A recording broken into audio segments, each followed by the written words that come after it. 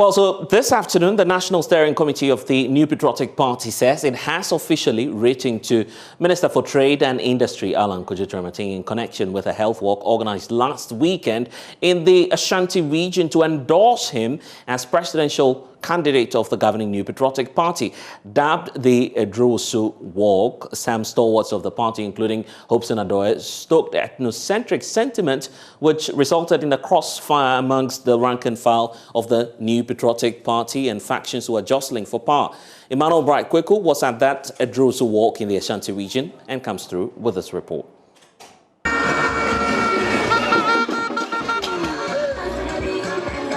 So this has been the Edrosu Health Walk by some party faithfuls of the New Patriotic Party who are yearning for the coming of the Trades Minister Alan Kojo-Kyerematen to lead the party in the next general elections. They've been thronging some principal streets of Kumasi, right from the Bekwai roundabout through to Bantama, one of the powerhouse of the NPP during the elections.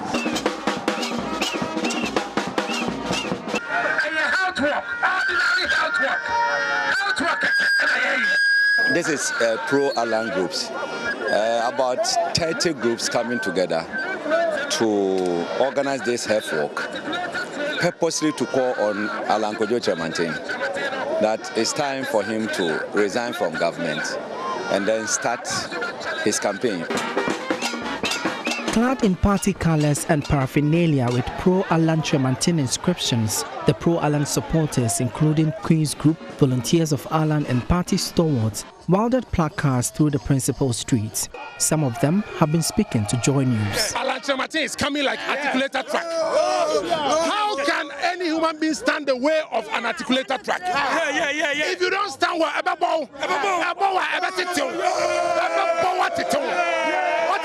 2008, we were boys. Yes. Now boys are men. And there was a year behind.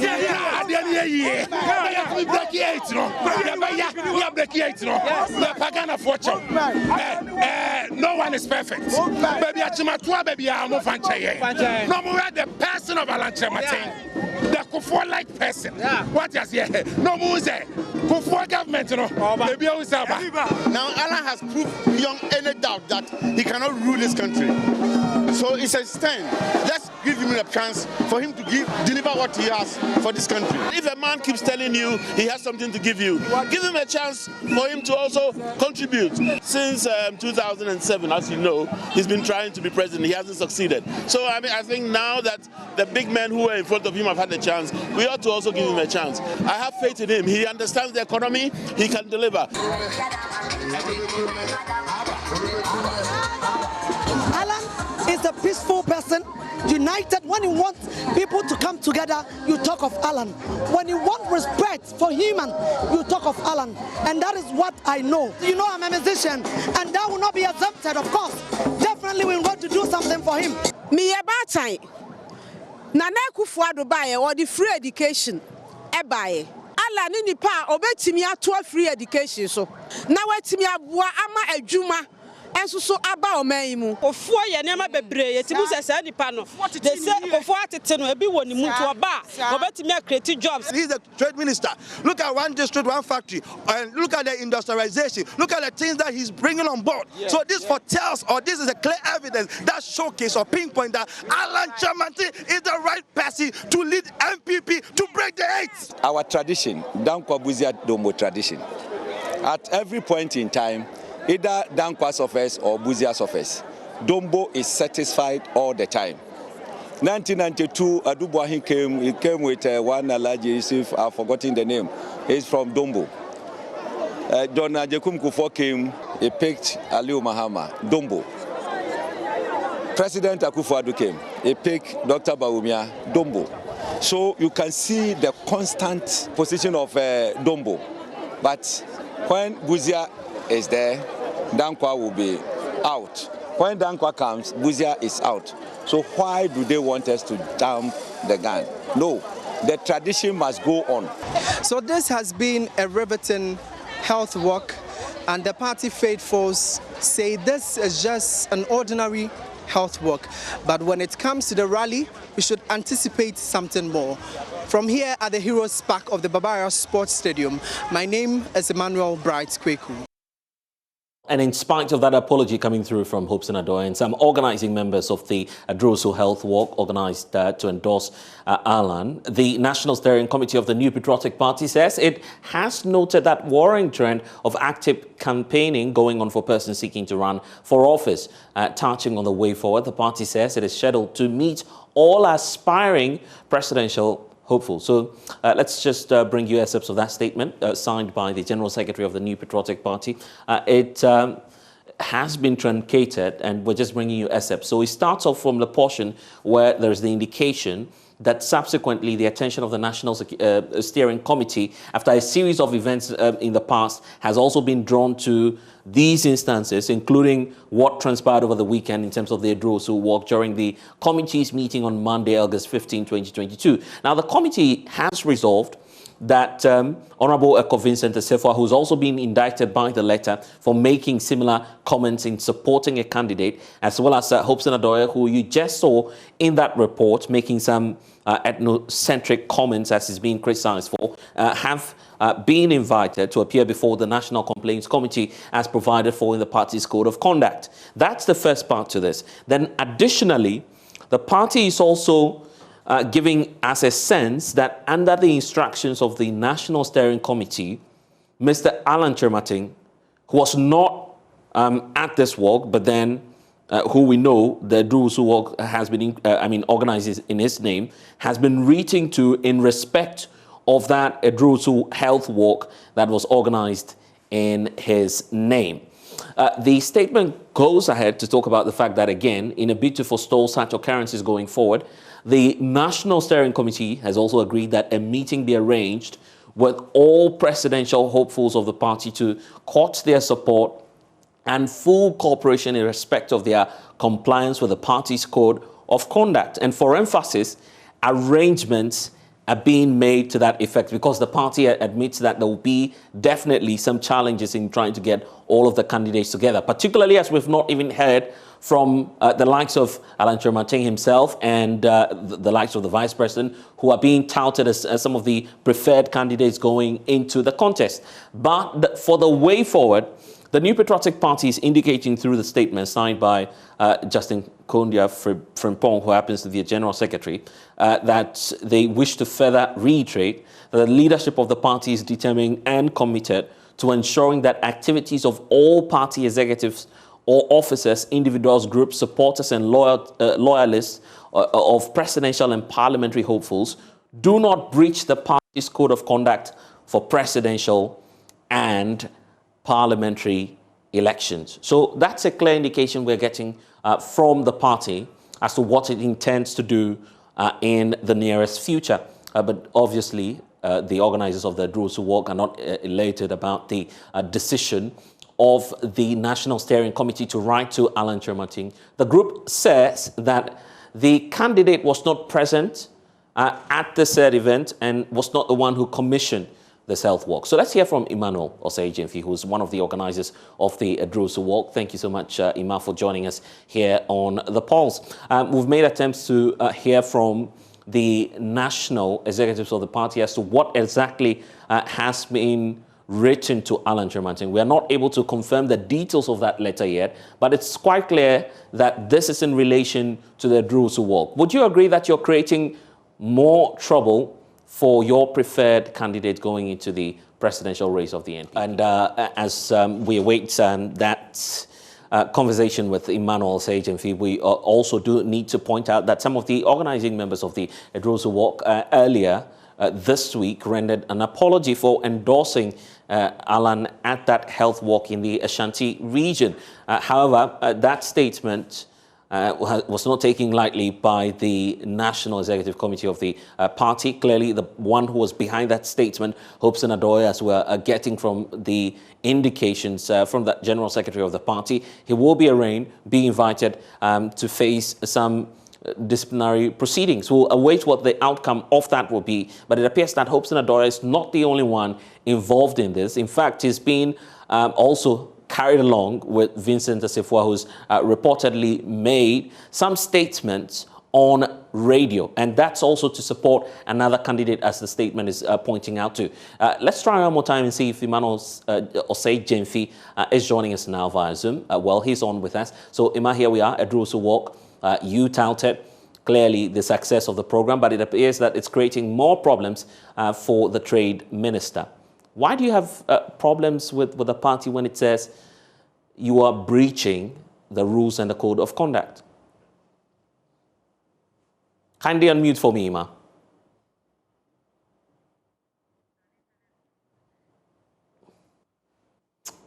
Emmanuel Osei Jemfi, obviously they're having some challenges, so definitely try as much as possible to get their perspective on this matter and also get some clarity to what it is that the group intends to do. We could just quickly bring you back to that statement issued a while ago by the General Secretary of the New Patriotic Party. For those of you who are not aware of it, the party is indicating that clearly they wish to reiterate that, of course, the party is determined and committed to ensuring that all activities of the executives, officers and individuals, groups and supporters, as well as presidential and parliamentary hopefuls, behave in a way that will be coordinated and also to ensure that the party's code of conduct is not breached ahead of the presidential and parliamentary primaries. Beyond this as well, the party leadership, which is also being accused of some bias and all of that, has been trying to provide clarity to matters in terms of creating the rules and rules governing the presidential and parliamentary elections. So portions of their statement clearly indicates that the party wishes to further state that the institution and enforcement of some measures and the measures relating to the primaries are not intended to aid the electoral advantage of any prospective candidate, nor to prevent, it's just targeted at the prevention of tension that often arises in the lead up to some of these electioneering processes. And finally, the party reiterates its commitment to ensuring a free, fair and peaceful conduct of the presidential and parliamentary elections. So let's try one more time. Emmanuel Osei Jemfi. Emmanuel, we're having challenges with your connection. Let's try one more time. It appears you're creating more problems for Alan Chermating. Yeah. You agree? Yeah, I believe you can hear me this time. Yes, loud and clear. I was just asking whether or not you're not spoiling the chances of the trades minister.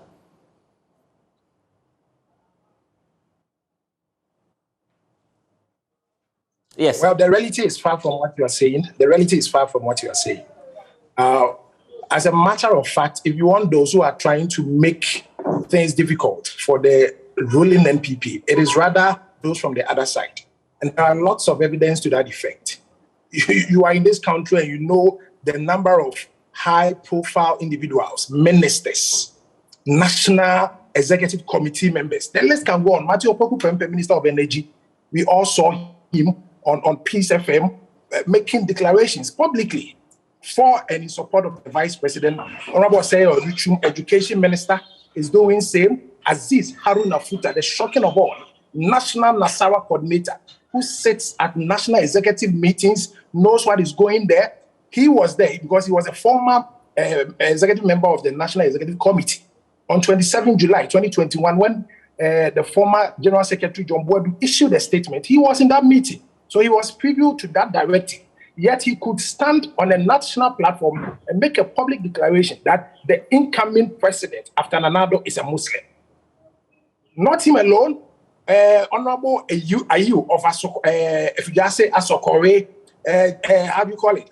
Nana Obi Bwahin, former Deputy Secretary Freddie Blade, former National Chairman Ken Oforiatta, Finance Minister Hussein Noruddin, Northeast Regional Chairman Anodom Pre, Atachia Samuel Atachia, Musa Superior, Nana B, Henry Nana Bwache, another national organizer mentioned here. So, sincerely speaking, which of these two sides is trying to make things difficult for the party?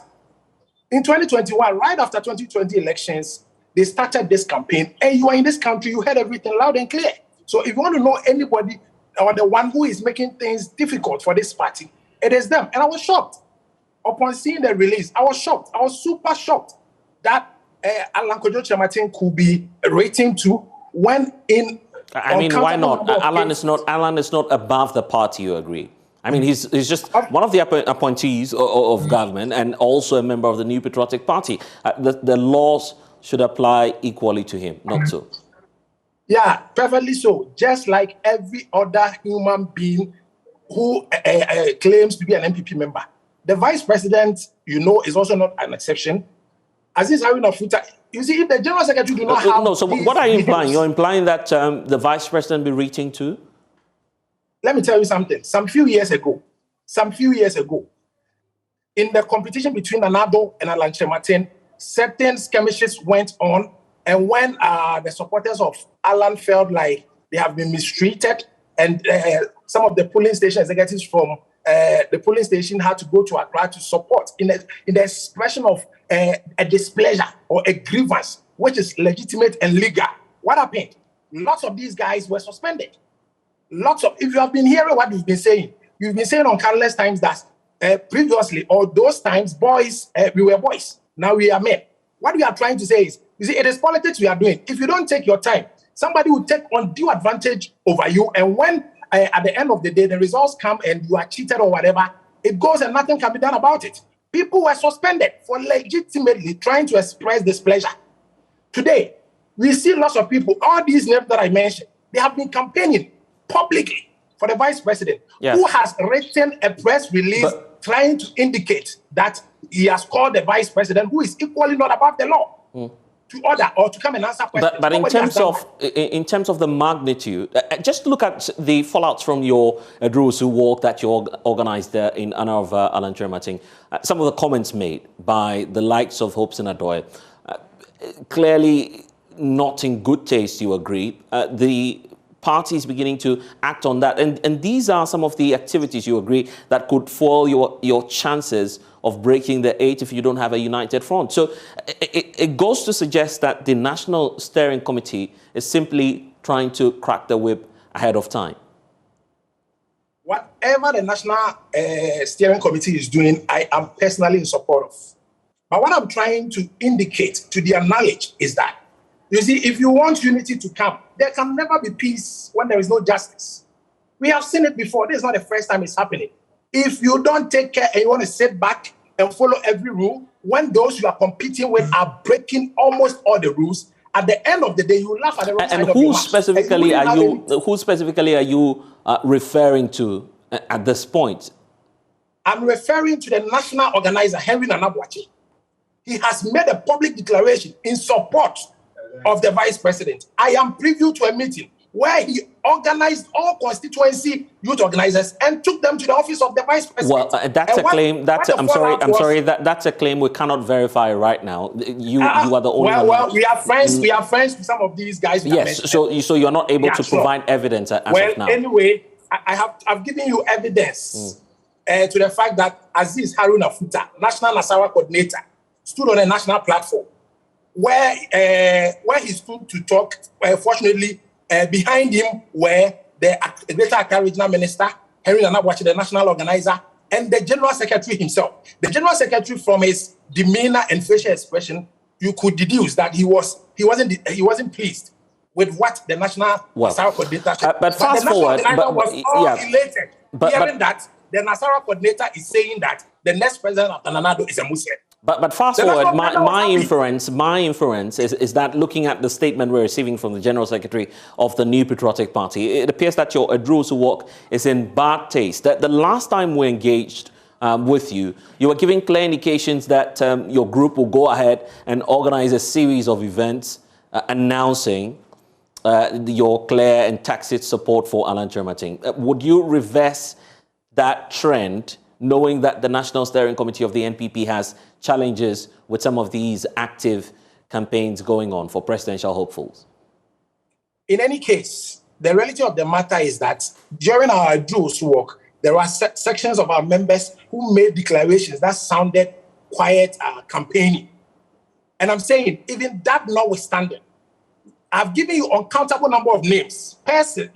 Yes, we've gone past that. We've gone past that. The national leadership of your party is not happy. It's not happy about the rules to work. You even say that you may organize a rally in the coming days. That's the extent to which you want to take this. The belief is it's beginning to crack your front as a united party going into the 2024 elections. Would you reverse that posture and stop all of the active campaign going on in the name of Alan Kyerematen? Respectfully, let me quickly make a correction. We never said we are going to organize a rally. What we said was, this is even an ordinary health walk. How much more? So you'll be doing more. You'll be doing more. You indicated that you'll be doing more. We didn't expressly say that. You see, health walk, what we said actually was, this is a health walk. The candidate we are gunning for is not around and is not invited and is not on the known. If you want to know the truth of the matter, the man Alan Kyerematen even asked his supporters to hold on because the General Secretary has spoken. But sections of the members of the organizing team said, how could he be aware of this development 2-3 months away, only to make a statement to stop us less than 48 hours to the event, when lots of things have been procured, lots of expenses have gone into it. But so will you stop the active campaigns in the name of Alan Kyerematen? Will you stop that? Most definitely. We don't have a choice than to stop. Okay. But we are calling on the other side, on the General Secretary, to also speak to the other side who started. And it appears like he's overlooking all these names I'm mentioning. He's overlooking them. But the Ghanaian people know they are those who started. And when we felt like we can't sit aloof and make them go on campaigning to inure to the benefit of their candidate, whilst our candidates suffer whatever repercussions that comes with it. That is why we also came out with this Drew also health work. And we thank God it was so massive and solid that it has shaken the foundations of whoever wanted to sit aloof. Those who are asleep have been awoken. Okay. I'm so happy about to my next point now. Was the trade minister aware of the Drew's walk, and what did he tell you as organizers of that program? In all sincerity, when it raided his table, he was asking what was the purpose, and we said we wanted to just exercise. So you informed him. You informed Alan Kyerematen that you were going to embark on this Drew's walk, right? You see, one thing is the young people of this country.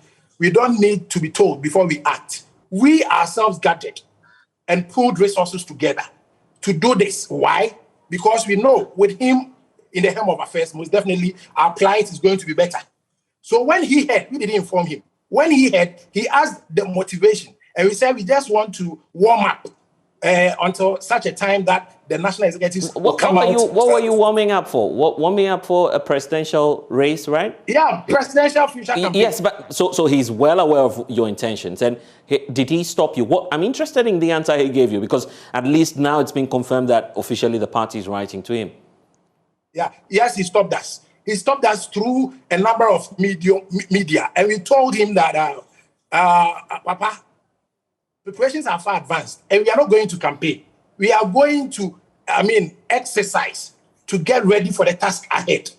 As much as he tried convincing us to stop, we also tried our best, making him understand that can't we come together as friends and family and take a walk and enjoy ourselves? You see, at a point, he felt like, well, these guys have made up their mind, but his position was that we should stop. Okay, because so you disregarded clearly. What you're telling me is, as organizer of the program, you disregarded Alan Kyerematen and the directives he's giving to you. Now you've gone ahead, you've organized the walk. You've organized the walk. Just hold on for me. You've organized the walk, and it's beginning to create problems for him. If the party goes ahead to sanction him, or perhaps suspending, we don't know what the West might be, what would you do as a group? I don't think there is any legal grounds on which Mr. Alan Kyerematen can be suspended. I don't think there is any legal grounds under the sun under which he can be suspended. What has he done? He's done nothing to be suspended. And if there is any form of suspension, I think it should first go to the vice president, who perhaps has hired high-profile personalities, ministers, what have you, to make public pronouncements in his support on various media platforms. If there is any grounds, then I think the evidence is more than enough on his side to have him suspended, if there is a need for anybody to be suspended. In the statement from the General Secretary, we understand that a meeting will be held amongst all presidential hopeful. Would you urge Alan Kyerematen now to step out and participate in that meeting? At least he's not told anyone of his intentions to run. Neither have we heard from the Vice President. With this meeting that's about to be arranged, would you urge the Trade Minister to step out and participate in that meeting? You see, he's an independent-minded person. He knows what he's about. He's a fantastic man when it comes to decision-making, right? So he can decide for himself. So with all respect, we will respect any decision he takes with respect to this invitation. And, well, personally, had it been me, since he is a presidential material, a credible one for that matter, and presidential aspirants are being called, why not? He can attend. There's this posture by, some of the splinter groups and the likes of yours that appear to be attacking the national executives of the New Patriotic Party, just barely months after being elected. Do you feel this is healthy for your party? And in fact, we're getting reactions to that. The statement from the General Secretary says all of the activities leading to the presidential and parliamentary primaries will be free and fair. So in spite of all of these assurances, why are you still having doubts about your national leadership? Well, as I sit here, I have no doubt about our national leadership. Unless you're able to tell me who amongst us is trying to express, misguided belief what I do. Yeah, but you've just attacked Nana B. You've simply attacked Nana B on this program. No, I didn't attack Nana B. What I said, I stated the obvious, that he has stood on a national platform to campaign for the vice president when his own executive committee meeting, for which he is part, has sat and issued a statement on 27 July 2021 that nobody should campaign on parliamentary or presidential lines for anybody. He was part. And it's not him alone. Haruna Aziz Puta. He has also violated the very rule he was part of his setting, which is unpardonable. You see, if sanctions are to be met, these are the very people who needs to be sanctioned. How can you be part of a meeting that says don't go here, and right after the meeting you are seen to be coming from there? You get a point. In all sincerity, you see, the MPP as a political party, anytime we embrace truth, we win power. Anytime we want to bury truth, power eludes us. I think the national executives should be very, circumspect with some of these things. If you bury truth as an MPP, you go to opposition. If you embrace truth, then you come to power. Okay, Iman, we need to go because we don't have all of the time. But I keep asking you this critical question.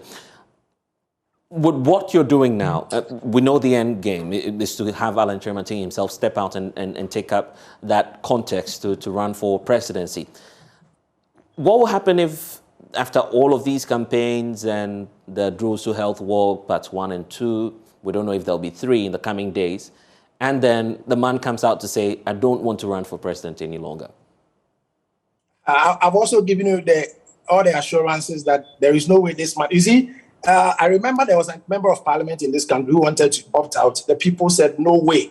You've got to be there because you being there serves our interest and betters our plight. The same applies to Honorable Alan Kyerematen. He cannot, he dare not say he's not running. You are daring him not to reject the offer? You won't allow us as a group? The good people of Ghana will never forgive Honorable Alan Kyerematen should he even contemplate about not contesting to become president to better the plight of especially young people. We have been unemployed for so long. But at least he's had every opportunity to do that. Trade Minister, quite a critical position, served in cabinet, and yet this is the result we're seeing. The worst performing Ghanaian city ever, and even the economic figures are not helping. So what would Alan change anyway if he becomes president? Yeah, he has been trade minister, and you bear with me that he has been fantastic there. The first time our exports have overtaken our imports. It has never happened in the history of this country. He, as a trade minister, has made it happen. There are lots of successes he has chalked under his ministry. You'll get time for that conversation one day. Anyway, if you great are so much point you're making there. But what I'm saying is, there is a tree at the that goes like a woman and a way and say. Being the trade minister and being the president, there is a huge difference. Let him be president, and you see him prioritizing industrialization, putting chunk of our revenues into industrialization, making sure that Ghanaian people are working productive ventures, which will in turn give us reserves out of what he has invested. Because they are productive ventures, you get lots of money from it to deal with other issues. Yeah. Let's see what happens in the coming days. At least we are on the lookout for that meeting later this month. Emmanuel Say, a member of the Adrusu Walk Organizing Committee, thank you so much for your time here on The Pulse. So over now to the economy, because the Ghana cedi is now officially the worst performing currency in the world. The currency is now rated second to the Sri Lankan rupee, which is obviously an outlier in nominal terms as we speak. You would need close to 10 Ghana cedis just to get $1. That's how bad the situation is. In the last 24 hours, the country has lost additional 2% on the currency value, which is the worst in recent history. This situation is forcing the Bank of Ghana to convene a monetary policy meeting as we speak, which is underway. Meanwhile, the Vice President himself, Dr. Mahmoud Bawumia, in the past 24 hours has been giving accounts of what he believes are the factors pushing Ghana's economy out of gear. We had to undertake a major banking crisis reform that we consolidated a number of banks. At that time, 2018, 2019, this cost almost close to $7 billion for the country to save the banking system. Almost $7 billion. Now, the choice that was available was either you let the banking system collapse or you save it. There was really no middle way. Whose deposits were you going to let go? And we had to save the banking system and the deposits of 4.6 million people. Of course, we also had COVID come in at the end of 2019, and we had the worst economic depression since the 1930s in the global economy, and COVID had its major impact. Of course, from the president's point of view at the time of COVID, the emphasis was to save lives and was not on fiscal discipline. And so we had to basically focus on saving lives at great fiscal cost. But before we could know it, Russia and Ukraine also came to add to our troubles. And we are dealing with those issues. So fiscal discipline really is the ability of government to balance revenues and expenditures. And when discipline is not maintained, expenditures inevitably exceed revenues, and that creates a deficit. Following where we are, government has focused in the 2022 budget on fiscal consolidation to enhance debt and fiscal sustainability as we implement our economic revitalization and transformation program. The measures that have been implemented in the 2022 budget include validation and revenue-enhanced measures to reposition our economy. Indeed, the implementation of the measures highlighted in the 2022 budget should lead to a significant fiscal adjustment from a projected deficit of 12.1% of GDP in 2021 to 7.4% of GDP in 2022. And this represents a 4.7 percentage point adjustment, a downward adjustment in the deficit in 1 year. In January 2022, government announced and began implementing a 20% expenditure cut as part of the fiscal stabilization and debt sustainability measures through the Minister for Finance. And this was followed by an additional 10% cut in discretionary expenditure, all in an attempt to balance the fiscal position and restore fiscal discipline following the banking crisis, the COVID, the Ukraine and Russia war, and so on. In addition, the Ministry of Finance has strengthened expenditure monitoring systems and processes to ensure effective implementation of these measures. For instance, government called for efficient use of energy resources, and in line with this, fuel coupon allocations to all political appointees and heads of government institutions, including SOEs, were cut by 50%. Also, the Vice President there announcing a raft of measures being taken to address the situation. Isaac Ofieje is a data analyst with our research desk. Isaac, not a good day for the Ghana cedi. We've lost 2% already in the last 24 hours. How dire is the situation and how bad is the depreciation of the cedi? So last year around this same time, our beloved cedi had lost just 1.6%. Just 1.6? 1.6. We need to take note and it of that. wasn't even up to 1 pesewa. That same period this year, the cedi has lost more than 35%, and that's even the average. And this, in nominal terms, is about 3 cedis, 34 pesos. And so, the beginning of the year, you could actually get $1 for 6 cedis, but currently $1 is actually going for 9 cedis, 39 pesos. And as you can see, I mean, are you not being diplomatic when you don't say 10 cedis? Because I'm using the average. Anyway, the market average. I'll give that to you. I'll grant you that. So just look at the movement, the trajectory. Right. So a year ago, you could actually this is get where we started from. Exactly $1 for 6 cedis and some few pesos. Now, just a month ago, Blessed, $1 was 7 cedis, 43 pesos.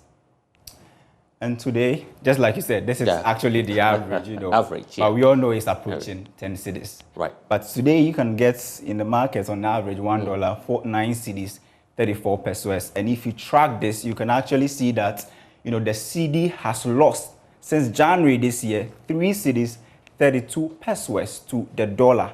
It means if you are someone who is importing things from abroad and you depend on foreign currency, now your working capital has depleted, and now you need more cedis to actually get the dollars that you used to actually get back then last year. Now, why are we having this challenge, Blessed?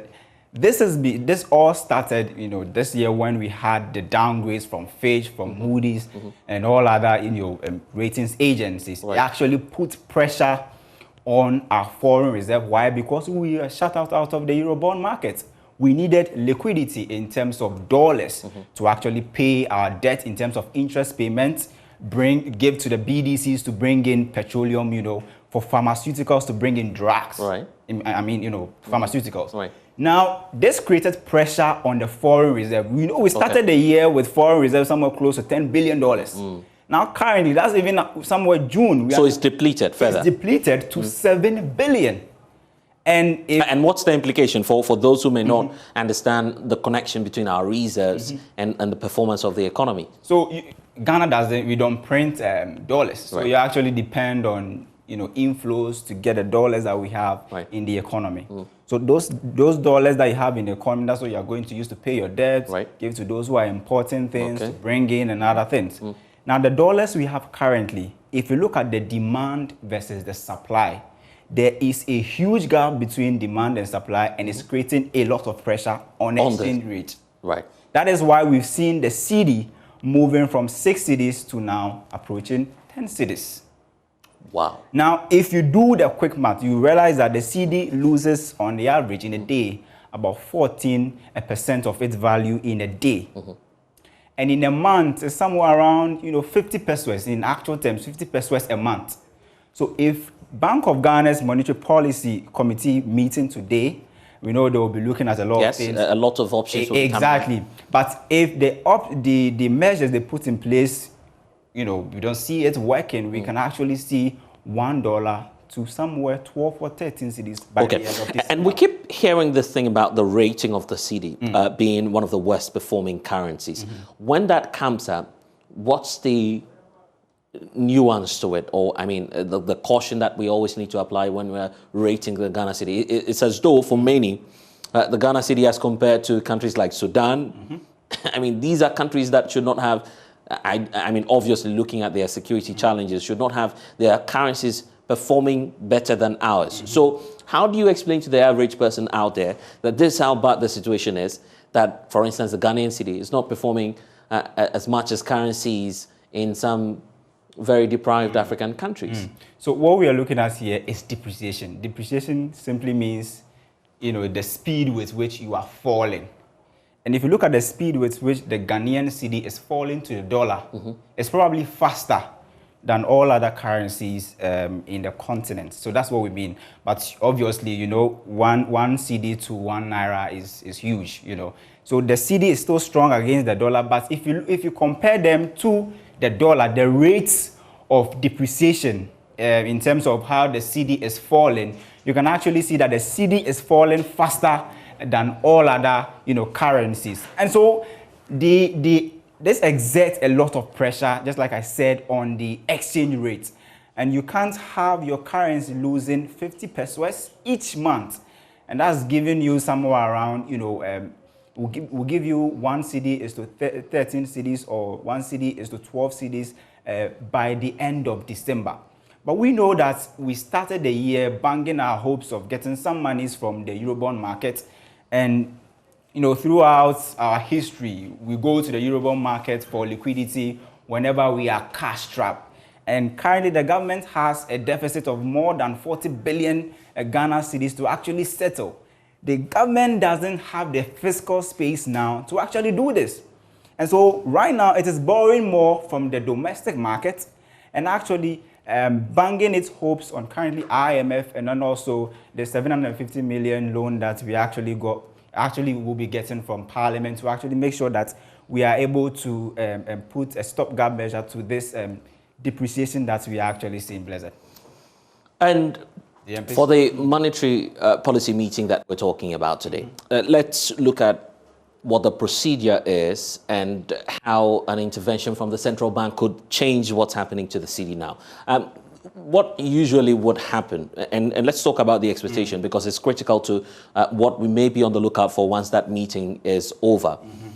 What are the options here for the central bank, for instance? Because this is an emergency. It means we are not supposed to have the meeting around this time.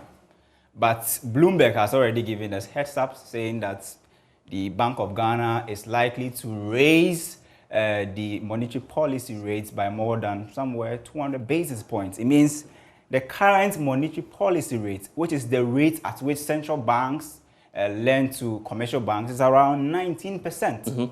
And if you raise it to 200 basis points, that will peg it at somewhere around 21%. It means cost of borrowing is going to go up. And if cost of borrowing is going to go up already, the limited funds that we have in the domestic market, government is already battling with the private sector. So there's already crowding out of the private sector. And so those are some of the things we expect the MPC, if you look at the data they've been putting out when they have these meetings, they usually either increase the monetary policy rates, find ways and means to tame, inflation, and then also find ways and measures to actually make dollars available to, agencies like the BDCs and those who are importing pharmaceuticals. And government itself now has a huge, responsibility of settling debt. In the first quarter of the year, we actually saw that the amount government projected to spend on, settling its debts, actually, it increased than the projected amount. And by the end of the year, we are expecting government to pay more on interest payments. And for the second time in a row, we are seeing government paying more for interest payments, more than even compensation of employees. And so you can actually see how dire the entire situation is when you talk about the Ghanaian cedi. Okay, so let's talk about the international market and why it's become a challenge for our government to seek for funding elsewhere because our credit ratings are down. But beyond that, beyond the ratings, what's that challenge for government in terms of assessing credit or liquidity from elsewhere? Well, nobody is tying your hands and say, don't go to the international fund market. Right. But the current situation simply means that when you go there to borrow, prepare to pay more in terms of interest payments. we are already being swallowed by the amounts we are paying as interest on our loans. We're not even talking about amortization. Governments can go to the Eurobond market to borrow, but we ask ourselves, in the long run, is government ready, willing? Do they have the capacity to pay for long-term interest payments? No. That is why they are looking for, loans from places like the IMF, because there you are going to get loans with soft interest. And so governments want somewhere around 1 to 3 billion cedis from the current IMF program that they have actually put on the table. We know that this has actually moved from the staff discussion to now the executive board table. They are going to assess our situation. They are privy to our books, and they will be in Ghana to actually do the article. And that may not even come until the first quarter of next year. It means we have to find other alternatives before 2023. Isaac Ofieje with our research desk. Quite a very tough time for our economy now. Let me bring in Professor John Gachi, who's with the University of Cape Coast Business School. Thank you so much, Prof, for your time here on The Pulse. So, the MPC meeting is underway. We're hoping that it will be wrapping up any moment from now, or we're expecting a statement as well from the Bank of Ghana on this. But this is how dire the situation is. The Vice President was just talking a while ago about some of the factors accounting for this, and still once more pointing up to the internal issues such as the banking sector cleanup. Where do we go from here, and how can government easily get out of the woods? For the government to get out of the woods, a proper diagnosis out to be made.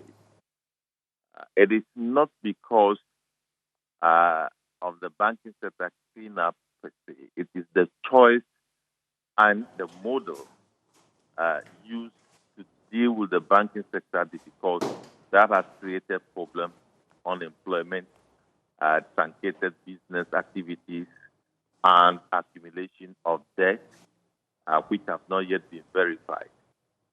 And those are policy choices.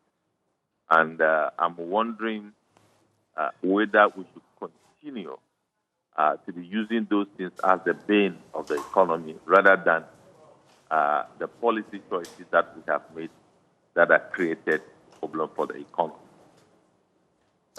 But then what should be that focus for the MPC as the engagements wrap up? What would you want to see as some of the practical measures to be announced, at least by the central bank, to avert this crisis that we're witnessing? Well, if you read through critically the statement issued by the Bank of Ghana calling for the emergency meeting, it is very clear that they have accepted that previous strategies have not been working, and they want to review those strategies and perhaps come up with new one. And the new one that they are amplifying is the purchase of gold. But the question is, how potent is the purchase of gold in the era where there are multiple demands for foreign currency? Will the purchase of gold supply the immediate demand for foreign currency? These are issues that I don't know how the Bank of Ghana and the Monetary Policy Committee is deliberating on those issues. But I believe that giving statements in the past few days about speculation and investors moving away from government instruments, the Monetary Policy Committee may want to increase the policy rate to see if people can appreciate the fact that they should maintain their investment with government instruments to halt what they are now calling capital flight of investment in the country, in the government instruments, and to also cool down the speculative effect of which many are withdrawing their money or they are investing to purchase foreign currency as alternative investment. All right. And for government policy, it's been called into question now. What practically could be done by perhaps the Finance Ministry to aid the monetary policy measures that the Bank of Ghana may put out there? I'm not sure Bank of Ghana has the reserve to do immediate shoring up. From the data that have been shared, I think that the Bank of Ghana had made a statement already that they believe that the 750 million that they believe will come by close of month will do the trick. So I'm not sure we have any immediate shoring up capacity now. So I'm not sure of the immediate solution that can actually quell the upward or the volatile situation relating to the exchange rate. Anyway, I would have to leave it here. Professor Kachi, thank you so much for joining us. Meanwhile, the Ghana Union of Traders is also asking the Bank of Ghana to consider setting up an ad hoc committee or constituting a group of experts to salvage the Ghana city. Joining us now is President of the Union, Dr. Joseph Obeng. Thank you so much, Doc, for your time here on The Pulse. So the MPC meeting is underway, probably will be ending anytime soon. But for you as traders, you're feeling the pinch of this. You claim that your capital for trading has depreciated by some 40% already due to the poor performance of the Ghana cedi. So aside the issue of the setting up of the committee, which you're calling for, what's your expectation from the central bank in terms of interventions? Yeah, as we've already said, we'll call on the central bank. In fact, I have started negotiations to that effect, that they meet the major stakeholders and, if possible, some sort of committee on the forest be set, so that we all bring our input. In that, most of us have a lot of issues to raise in there. Even exporters will tell where sometimes they want to bring in their funds, but for want of getting the same value of their money, they feel reluctant to trading through the banks. And then those of us in the import sector also feeling reluctant to transact through the mainstream banks because of stringent documentation that is required. Sometimes we're doing transacting through the bank for forest, and as if we are going for forest, but the documents and all that. And that if it is relaxed, it will mean that people do not go to the black market to trade. People, as a matter of fact, feel very comfortable trading at the black market for a simple reason that there they are not going to be asked any documentation. So if it is the major problem, then we have to sit down and then we all iron out, fashion out, because the traditional way of doing things haven't helped us from years. We have been doing these stringent things and creating room for the black market to operate. Yeah, but some of the extraordinary measures you're calling for, including the reconstitution of the Forex Committee, has been done before. It's been done in the past by government, except that this is the results, basically. We're trading against the US dollar at some 9.98. That's how bad the situation is. So what difference will we see if we go back to this measure that you're calling for, bringing on experts to help the BOG and the government to weather the storm? Yeah, I can say that the first one was inconclusive because the target, the structures that were given for that committee, we did not even start working when it saw a stillbirth. But if we have made a permanent forest committee, our major preoccupation is to see the stability of the currency, how to shore up exports, to boost the forest, and so many things. It was not just to solve a one purpose, maybe depreciation of a particular period. And so if it is given the chance again, and then the clear mandates are given to us, I think it will work. Now we also put the yuan also as an alternative currency for trading. And that one, if the stakeholders meet and all that, because the other time Bank of Ghana was also telling us that they tried that and people didn't patronize. Then I said that, was it communicated? definitely it was not much well communicated. Interesting revelations there. You are advocating that perhaps we begin to fall on the Chinese yuan. Some countries have tried that. I stand to be corrected. I think Zimbabwe or Zambia. Yeah, it's working for them. You believe that such a measure is working?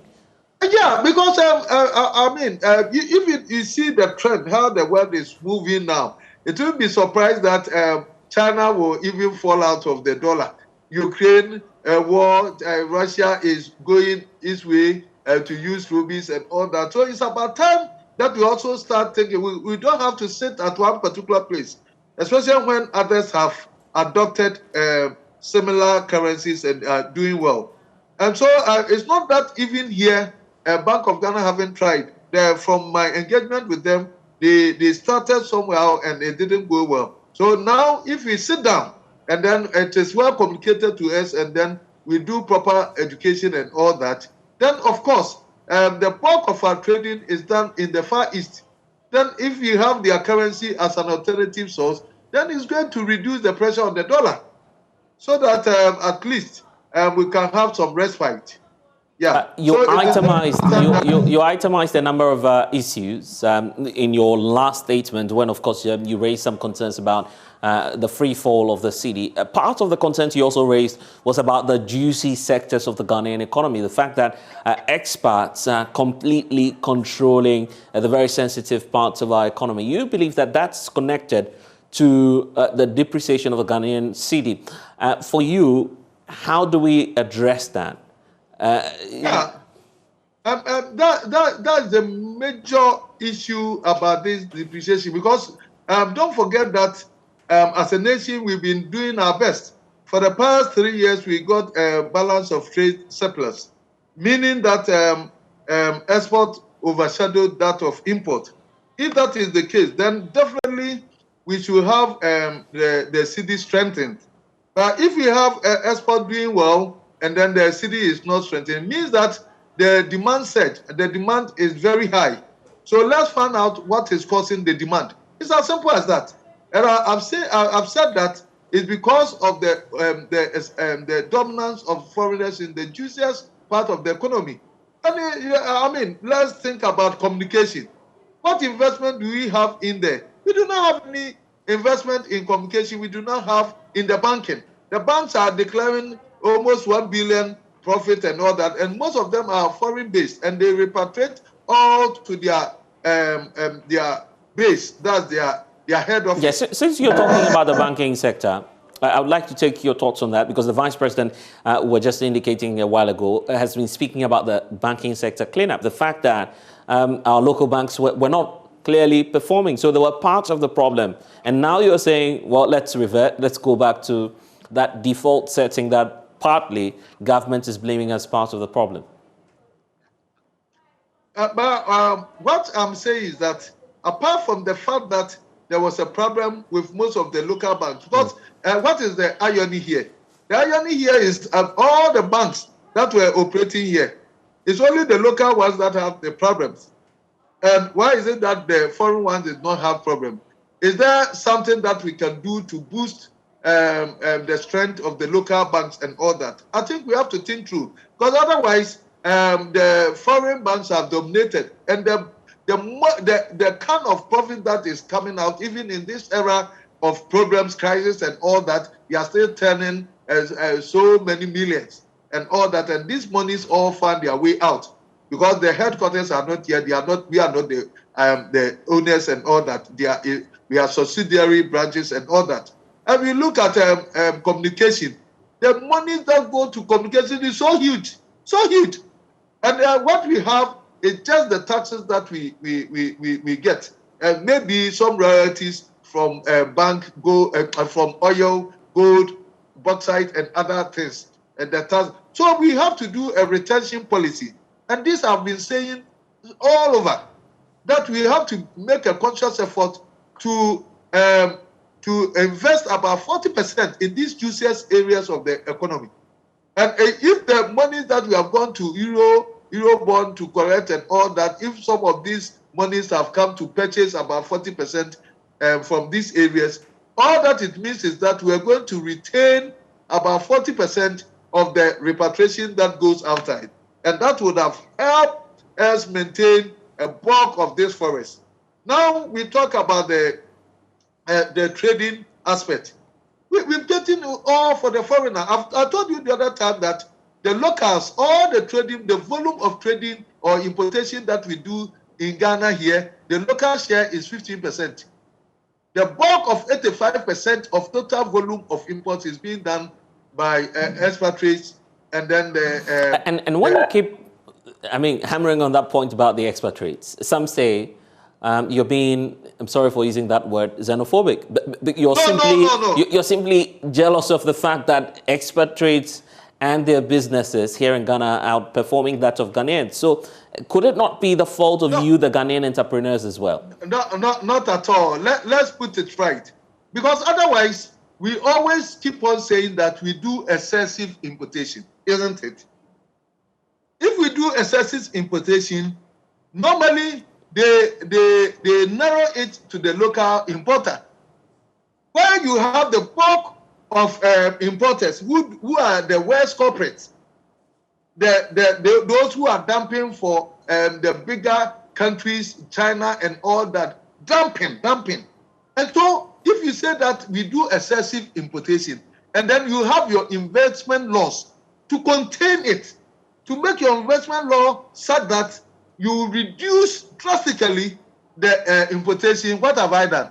I'm not saying anything bad. I'm saying that use the investment laws to tighten excessive importation. Have I said something wrong? And I'm saying that you don't... Except that you're being fixated on the expats anyway. No, let me tell you, we are not saying anything. The fact is that let them come and trade, but let them bring the correspondent fund of investment to trade with. They don't bring a dime. All that they have to bring is a show or a proof of $1 million worth of goods. And presto, they've started.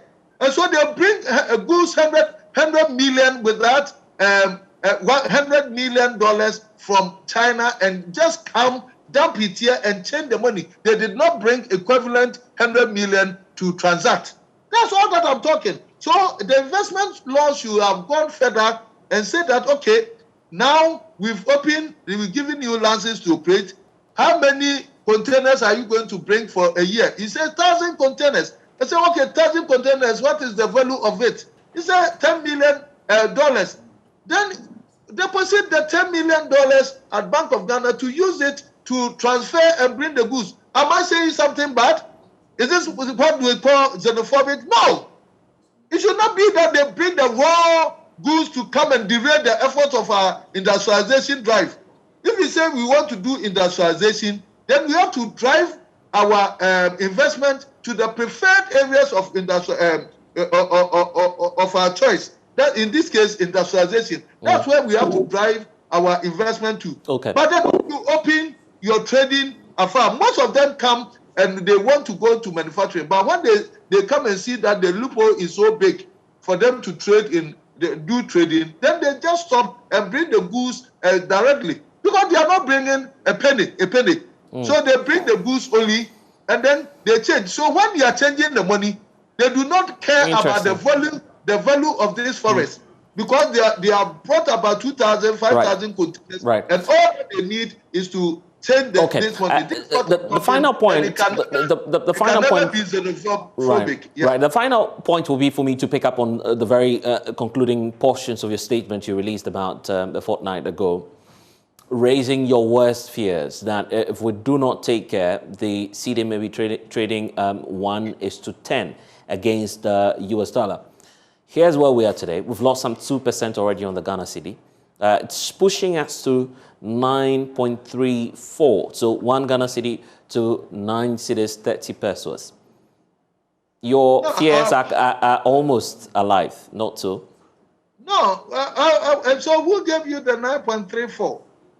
Because it's even more. Because I thought when I said my worst fears is that we are heading forward to 10. Only last week it was somewhere 9.7. This week when you go, because the 9.34 might be the bank rate. Right. But the actual rate that one can actually source, we are already there. And I foresaw this coming in November, but it has come rather quick. And that's my worst fear is confirmed. It means that now people have started trading in the forest because panic buying have set in. Right. So you know, what may happen eventually? What may happen to your businesses? Yeah, our businesses is at standstill. And what I would say that businesses are confused because you don't know whether to continue to pile out the cost of the final consumer who is also overstretched because of inflation. The final consumer, because this business that we do not do it in isolation. We do it with our customers. And if our customer is so overstretched because of inflation, his purchasing power has so reduced. Are you going to increase your prices infinity? So then you become confused because you keep on increasing the price. The ability of the consumer is not there to buy, and your turnover is curtailed. Okay. When your turnover is curtailed, it means that you are unable to service your debt at the bank. We need you to are go. unable to service your supplier's credit, and you are seriously in serious confusion and total distress. Well, let's see what will be the fallout from the MPC meeting. But I'm grateful for your time, Dr. Joseph, for being here on The Pulse. Well, it appears that Guta is not the only one complaining. The Vehicle and Asset Dealers Union of Ghana is also fuming at government. We'll tell you why when we return shortly.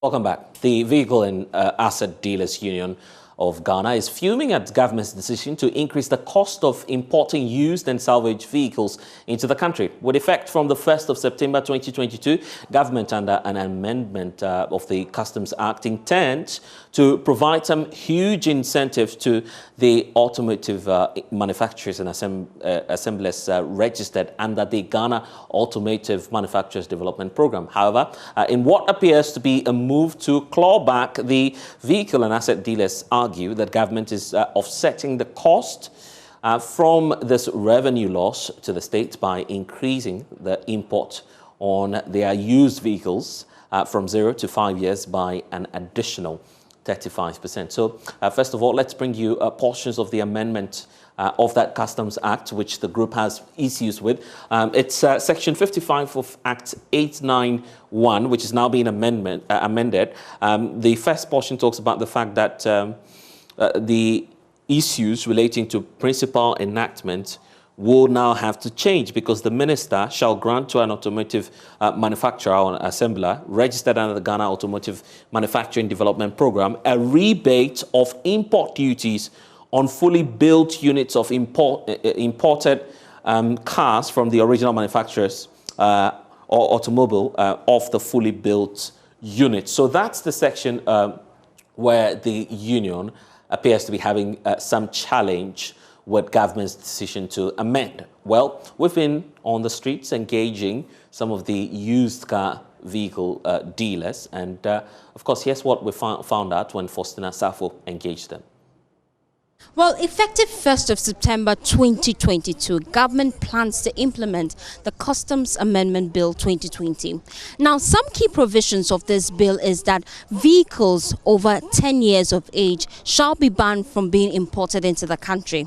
Also, salvage vehicles, regardless of the age, the type, or even description, shall be banned from being imported into the country. Now, even before government implements this bill, local car dealers are already kicking against it. They say it will cripple their industry because most of them deal with imported vehicles. Well, we'll be discussing this today on The Pulse and engaging some of them. Do stay with us. Well, I have the Public Relations Officer of the Vehicle and Asset Dealers Union of Ghana, Opoku Ahinkan, joining us on The Pulse. Thank you for joining us. First of all, we want to understand what your concerns are about the new bill. Well, we are not against the incoming of the new cars assembly, but our problem is government are introducing 35% aside of the old, duty. At the moment, government we sat down with the government a couple of times, meetings, for even bring our grievances on board with Alan Kojo-Kyerematen, the trade minister. Unfortunately for us, quite recently we just learned they are introducing the bill on the 1st September, coming probably a few months to come. But we have the view that we have created employment in this nation in terms of our duty, working in terms of those who have been cleaning our cars from the port, garages, washers, electricians, bodyworks, we call them welders. Agents who even clean our cars. If you look at the chain, our industry, a very big industry, we have government in terms of mobilization of tax a lot. But at the moment, if you compare the new company to employment, we create more than what they expected. So we think it's against our, our world, because we cannot sit down without having anything to do at the moment. So we are pleading that we should allow us to do our job alongside they open their new industry in terms of bringing in new cars. We are not against it. But the problem now we are facing now that we are pleading the government that we should give a little time for us to organize ourselves well in terms of employment. Because if we start implementation now and we cannot bring our cars now, what are we going to do now? We are more than 1 million people, and employment is a major problem in Ghana too. So we think government have to consider and rethinking about how they will, they will come out with the policies to favor us a little bit. We are Ghanaians, we support the government perfectly, but you should, go on we should sit down on the round table and make a new come up with a new proposal so that they can allow us to work. That's what our major concern now. Now, one of the key proposals in the bill is that importation of salvage vehicles is going to be banned. I know that for some of you, the dealers, you say your numbers is up to 1 million. That's a big problem. How do you plan to solve it, or what do you propose government to do? Actually, we are saying cars with overage are not coming. We are okay with it. But the new cars, they have amendment of proposed that we should pay 35% addition to the old duty. At the moment, if you are paying the Toyota Corolla 65,000 per duty, how much are you going to sell the car in the public? And the cars will bring the system. It helps the economy. Nurses, teachers, we cannot buy the new cars, can afford this limited car to support, the standard of living in the country. But now, if the amendment bill comes and it start working the next month, how can we afford even a car at that cost? So that's why we are all proposed that we should consider the bill. We are not saying we are against it, but alongside which government should allow us to work. Then the new car coming to they to have a free way to work too, because at the moment we see if you come to the market now, if you walk to the street, boys are just roaming about without having a job to do. It's going to be a problem. I'm roaming other stuff. So we are pleading that we should consider population, because the working rate in Accra here, if you check our card list, about maybe 60% are shifted in the car industry now. If you compare the youth now, after so they don't have a job to do, so most of them join us in the garages to work. And so we are pleading they should consider, how they will come out with a new bill. That's our only problem now. So with you as an association, you are not against the importation of overaged vehicles or salvage vehicles. You just want government to tone down the tax that they will be putting on the importation of new vehicles. The new assembly cars will have the free will to do their job. We can have a free will to do our job too. We are not against it. But they should know, the laws are too tightened. We cannot even give us a free will to do our job. But then you have been in engagement with government. What has been the outcome when you put on the table your proposals? What the government say? Actually, we have a couple of meetings with Alan Kojo-Kyerematen for over 20 times, but all did not work, because the way things are going, it seems the proposal we put on the table, they didn't even take at all. What did they say? We haven't even come up with anything. We just learned the bill is coming very soon. So it means our proposal we send to the government and not be considered. What are some of the key things in the proposal you sent to government that you want them to consider? Do you remember any? Yeah. First of all, our proposal on table was we want the government to help us. The benchmark, instead of paying the 100% or 90%, we should pay 70%. The government will take 30%. But they have reversed it that we should add 35% up to the new duty. So it have made the duty a big, the dollar too is a problem now. If you check the dollar rate in the system now, it's very high. So at the moment, our major problems now, the dollar is running, the duty is high. So cars we are selling on the minimum rate in terms of 35,000, like the Kia Morning, the VIT, like 35,000 and stuff. Now it's run between 50,000 and over. Well, given the grievances, a statement has been issued to that effect. Let's bring you excerpts on your screens right now and tell you what the concerns of the dealers are. Sadly, the group says the government of Ghana intends to offset the cost from this revenue loss to the state by increasing the import of duties of used vehicles from 0 to 5 years by an additional 35%. This is a deliberate attempt to strategically clear us out of the market. They also intend to introduce a certificate of customs or conformance, Section 61 of the Customs Amendment Act 2020, which is also schemed to discourage the importation of used vehicles by members of VADUG and its affiliates throughout the country. And they go ahead to talk about the fact that they've been engaging the Minister for Trade and Industry over there, which is not yielding any results. So let's bring in Frank Atanle Kofiga, who happens to be the Executive Secretary of the group. Thank you, Frank, for joining us. So how do you intend to resolve this now, knowing that from the 1st of September, this law will take effect? I think that, thank you very much for having me. First of all, the engagements that we've had with government, the Ministry of Trade, are hopefully on deaf ears. I think it is so insensitive for a government who is supposed to be working for the people, working against its own citizenry. Because you put together a very beautiful policy, a policy that under every circumstance we did not kick against. We allow that vehicles about 10 years shouldn't come into the country. We also considered right-hand vehicles like the Ubers and the Kias and the likes. And we also said that the amendment of the Act itself should also conform with the standards which was stated in Section 151 of the amended Act. So I don't know why government has decided not to listen to the inputs that we have written out to them. And interestingly, this is not the first time you're facing off with government. You've done this before. It led to a brief suspension of the outright ban on salvage vehicles. But it appears that it's not yielding any results. Don't you feel that it's all about safety in the end, and that's the paramount concern of government? If you say safety, I want you to... because the argument has been that sometimes some of these vehicles are not necessarily up to standard, if we could use that word. Great.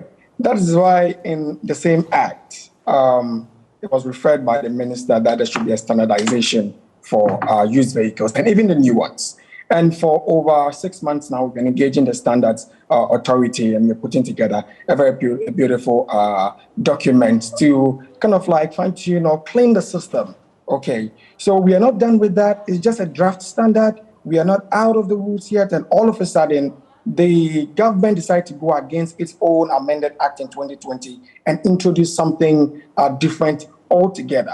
I think government should actually consider the input of the masses, the input of its own people, and then come to the table again and see our issues with some sort of seriousness. But Frank, now, if there's something you're failing to do as a group, the belief is you've not been able to provide evidence to back the claim that government is indeed offsetting the cost of this tax rebate to the manufacturers onto your sector, simply because you're importing. Where lies that fact, I mean, a set of evidence pointing to the fact that indeed that's what government is planning to do?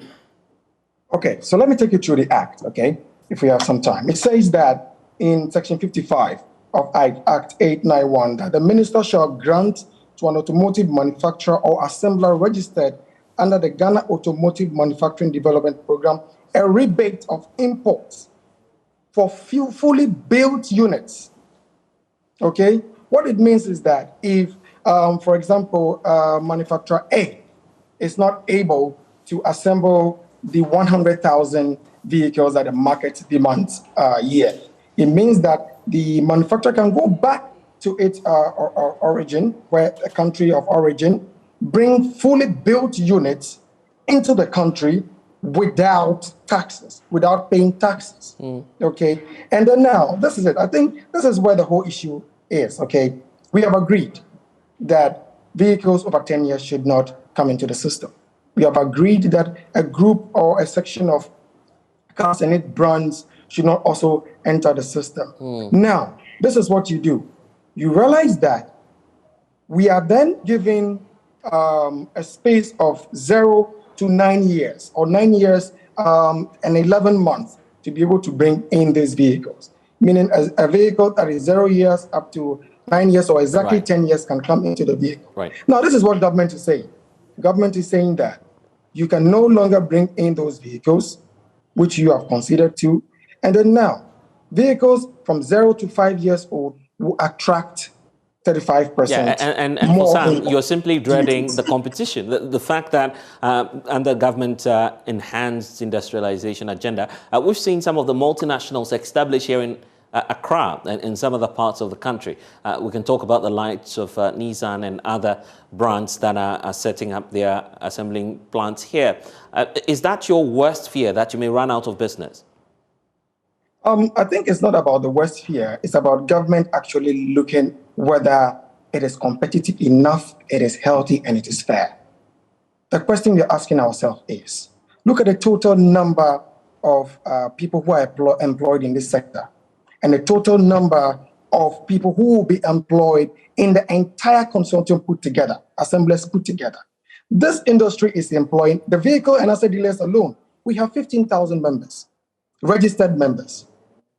We've not talked about people who aid us in doing business. We're not talking about people who are in the value chain. We're not talking about people who rely on us for the daily livelihood. Now, we're looking at these assemblers who do not. Please, I want to state here emphatically that if I'm going to use Unit A, I don't want to mention any manufacturer assemblers name, but then if your cameras can go around, one unit is not employing more than 25 people. And I dare the ministry, or I dare anybody out to come up and tell us that the people who have been employed in that sector, in the new assembling sector, are coming from the VADAC or are coming from the car dealers. So we need to go, we don't have all of the time, but in concrete terms, what's your expectation from the Trades Ministry? We are expecting the Trade Ministry to simply adhere to its own policy. We've sat down with Standard Authority. We've defined what a salvage vehicle will be. We defined the standards of a salvage vehicle and what can be imported into this country. And we are asking them that the draconian 35% increments on 0 to 5 years should be completely scrapped. And also, we are not accepting 0 to 5 years. What the standards state is 0 to 12 months. That is what a brand new vehicle, the definition of a brand new vehicle. Okay, so I think it's good for the homologation period, and it's also good for us so that we all can have a competitive, healthy market to operate in. We'll leave it here for now. Thank you, Frank, for joining us here on The Pulse. The Komla Dumo Award is presented each year to an outstanding individual living and working in Africa who combines strong journalism skills, on air flair, and an exceptional talent in telling African stories with the ambition and potential to become a star of the future. The winner is giving a 3-month training at the BBC News, and this year's winner happens to be a Zambian TV and radio presenter, Digindaba Jonah Buyuya. Well, he's joining us here on The Pulse to share his great experience with us, and also what to look out for in the next 3 months of his life. This must be a life-transforming opportunity for you, Jonah. You agree? Definitely, it is a life-transforming opportunity and a very humbling experience, I must add. You must be aware of the fact that here in Ghana, a lot of people idolize the icon, the late Komla Dumo. What does this mean to you personally as a broadcast journalist walking in these same shoes? Well, it's not only Ghanaians, I have to say, that have so much love for Komla Dumo and his work.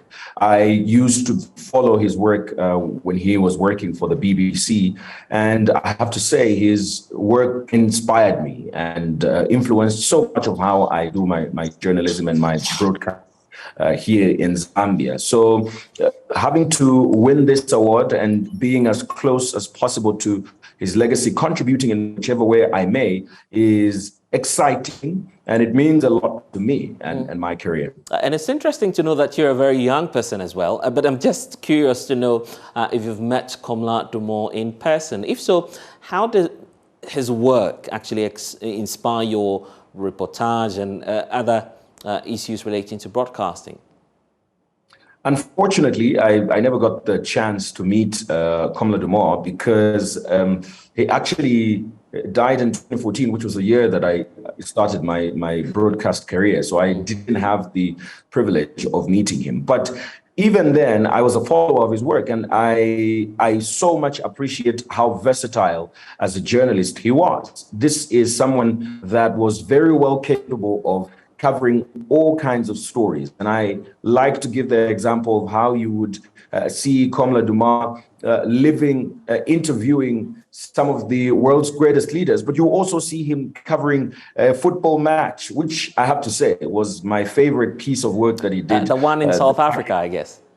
Yes, where he took off his jumper, and that was such a beautiful piece, and that just shows how versatile he was as a journalist, and that's inspiring to me. And in fact, I'm just reliving the moment in my mind right now, watching your reaction when that announcement was made that you were going to be the winner. How did that make you feel? Well, that was a great moment in my life, and I really didn't expect it. I thought it was yet another interview because it was a series of interviews that we did, and so I really was so prepared to have an interview. I had read up on a lot of things, and to my surprise, I was told that I was the BBC Komla Dumo Award for 2022. It was amazing. I'm still not used to it. I'm still not used to it. It's still sinking in. I don't know if I ever will. Well, the next 3 months will be at the BBC Broadcasting House. Obviously, we do not know what the future holds for you, but there's also the concern about what you'll be putting the skills to. I mean, all of the training and exposure you'll be getting at the BBC. Do you intend to share that experience across the continent as well? Well, the major thing I want to do during this experience is learn how to tell the African story. And I want to focus on that because this is something that Komla was very passionate about, telling the African story. And I feel from this part of Africa where I am, Southern Africa, Zambia to be specific, this is the first time that we're winning this award, and I feel like it's the first time for many other things. I feel we got to tell our story as well, because there's a lot of things that go on here, good things as well, that people are not aware of, that I think that this opportunity will grant access to. So it means way more than just an award for me. It also means an opportunity for a lot of young journalists to see that it's possible to tell the African story, even from where I'm coming from, because we've not exactly been very pronounced. Indeed, that has been the passion of Komla Dumo, and we'll be looking forward to that period to host you here in Accra, obviously his home country. But for now, I want to thank you for your time here on The Pulse. Jonah Digindaba, who's the latest winner of the BBC Komla Dumo Award. When we return, we'll tell you about some of the developments elsewhere in Europe. Please stay.